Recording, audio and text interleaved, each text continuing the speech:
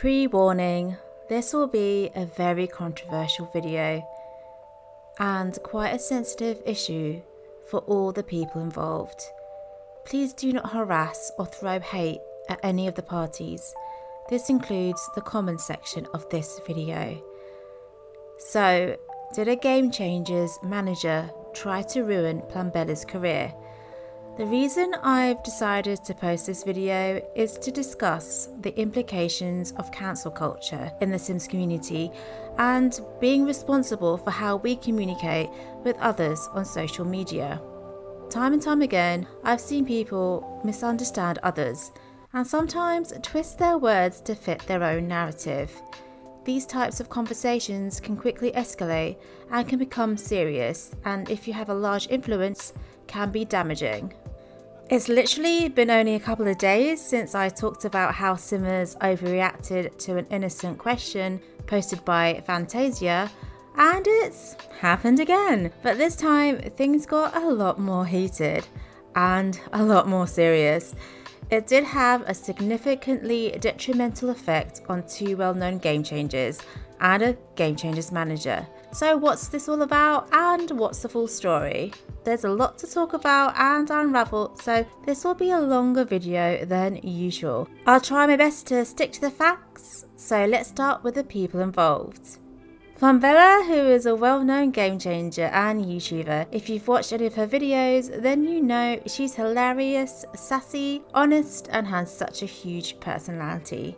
And then we have Pixelade, an EA game changer and YouTuber, well known for his Sims news, info and speculation videos. I don't know how he does it, but he posts a video the moment any Sims news drops. And finally, we have Sedena, Pixelade's manager. If you know Plumbella and follow her on Twitter, you know that she's very active and isn't afraid to share her political views. She's not the only EA game changer who does. There's quite a few who actively use their platform to talk about worldly events. Plumbella likes to joke around on Twitter too. She created an account just for Bonehilda to poke fun at EA and crack jokes. Plumbella, aka Jess, recently tweeted something about Boris Johnson, and that was the tweet that, in my opinion, got taken out of context and got misunderstood. For those of you who do not know, Boris Johnson is the UK Prime Minister and he's part of the Conservative Party. This won't be a political education video, but if you do want more background, I do suggest you go and do your own research on the UK Conservative Party. Boris Johnson has been criticised by his handling of the coronavirus and a whole list of other things. He tweeted recently that the record number of deaths recorded had surpassed 100,000. Now, as I said before, Jess does use her platform to share her political views, and she did post a series of tweets criticising the Prime Minister. She later deleted these tweets. I'll go into why these were deleted later on in the video. I did, however, read the tweets, and I don't have a screenshot of the tweet that got some of us triggered, so I need to put in a little disclaimer. This is going from my memory and won't be verbatim what Jess said. From what I can remember, Jess said Boris Johnson was tacky, a Poundland version of Donald Trump, and that we or she should bully Boris Johnson. In my opinion, when she said bully, she meant this as a satirical joke. I mean, for the past 4 years, American politics has dominated the Twitter sphere, and I've seen enough game changers bully Donald Trump with insults and name calling. Because the original tweet got deleted, I can't bring up the replies, but some of you did have a different take on this. Some of you thought that Jess was encouraging cyberbullying in general. That's not how I saw it, and the ones who agreed with me came to Jess's defense to try and explain her stance on this. In the midst of all the chaos, one person, who I later found out was Pixelade's manager, really did take offence to the tweet and insisted that Jess was promoting cyberbullying by tweeting all of this. Bullying someone who's already a really horrible person is just gonna make them get worse. Don't normalise the term ever. I do not care who the person is. This affects people who have been bullied because it then makes it a pattern for people to think they have a reason to bully. Saying that we should bully this person should never be a joke, no matter the person. Guys, I actually don't have the full thread of this, as I, along with so many others, got blocked by Pixelade's manager, but in the midst of all this, somehow things escalated in a destructive turn of events when Pixelade's manager tweeted this. Go ahead, keep tweeting that stuff. It's all getting sent to EA anyways, boo. In my opinion, that's a direct threat to Jess's career. Maybe an empty threat in the heat of the moment. Unfortunately, it wasn't.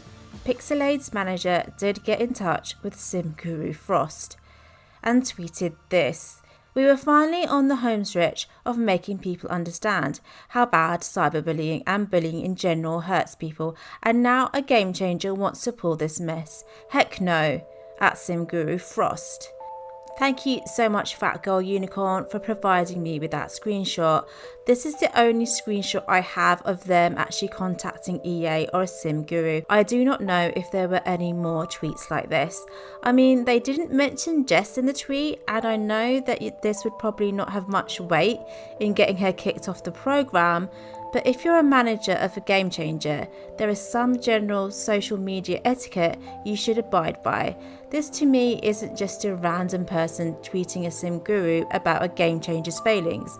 It's coming from a manager of a well-known game changer. Jess did have a lot to say about this, and I've taken screenshots of some of them because Jess did delete the majority of her tweets later on. I said, let's cyberbully the Prime Minister. That's it. That's the context behind this person trying to ruin my career. Got cyberbullied for cyberbullying Boris Johnson. At Boris Johnson, I'm sorry for calling you the Poundland version of Donald Trump. I did mean it though. But while I've got you, can we talk about the 100k deaths and also possibly the devolution of the North? Just a thought. I don't know, trying to ruin an autistic person's only source of income because she called out the wrongdoings of her government in a joking manner seems like a perfect definition of bullying to me. If you're worried about cyberbullying, you should check yourself before you come for me. So, from what we can gather, Jess was calling out the hypocrisy and how her original tweet was taken out of context. In another tweet that I didn't manage to screenshot, she did say that this whole situation was a bit stressful for her and she needed some time away from Twitter. Personally, I can understand that this must have had an effect on her mental well-being. After that, she decided to delete all historical tweets and post only a couple of updates which had comments switched off. The latest from Plumbella reads, I am good, taking some time off Twitter.